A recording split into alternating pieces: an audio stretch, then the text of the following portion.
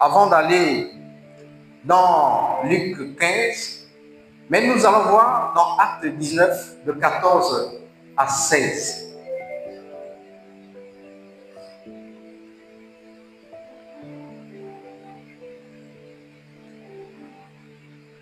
Si quelqu'un peut nous recevoir.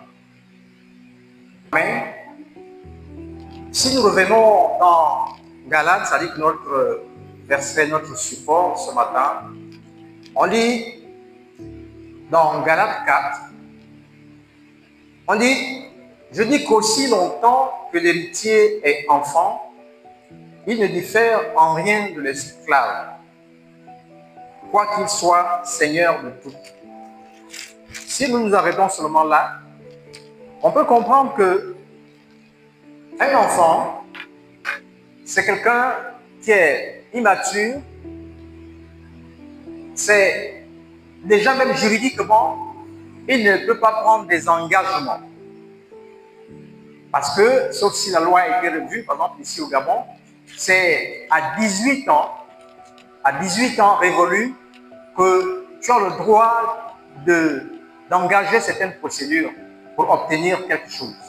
Avant 18 ans, tu es assisté des personnes. Voilà pourquoi, à l'intérieur ici, dans ce verset-là, on a le terme curateur, et puis on a aussi le terme tuteur. Ces deux personnes-là ont pratiquement le même rôle. C'est-à-dire qu'ils participent à l'épanouissement, ils conseillent l'enfant, ils le guident, ils l'orientent, en fait, ils l'éduquent. Et le curateur, c'est quelqu'un qui est désigné juridiquement pour accompagner l'enfant.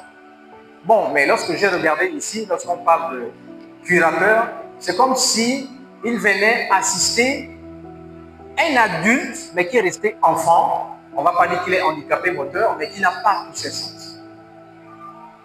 Donc, curateur ou tuteur joue un peu le même rôle. Mais lorsqu'on parle aussi longtemps qu'un héritier demeure enfant, il ne diffère en rien l'esclave. L'esclave, c'est quelqu'un qui ne peut agir que dans le compartiment, dans l'étendue qu'on lui a demandé d'agir. Il ne peut pas avoir plus haut. Il peut, en fait, son cheminement est comme tracé. Et lui, c'est parce qu'il reçoit des ordres. Il reçoit des instructions. L'esclave ne fait que ce que son maître demande. Alors que normalement, et on dit qu'il ne diffère en rien d'un enfant. Donc ça veut dire qu'un enfant ne peut pas concevoir. Un enfant ne peut pas améliorer. Un enfant, il ne peut pas. Et on dit aussi longtemps qu'il va demeurer dans ce statut-là, il ne diffère en rien d'un esclave. Alors je disais ce matin que ce message s'adresse à ceux qui aspirent à devenir fils et aux enfants qui aspirent à devenir grands. C'est-à-dire qu'ils doivent se repentir. Pourquoi?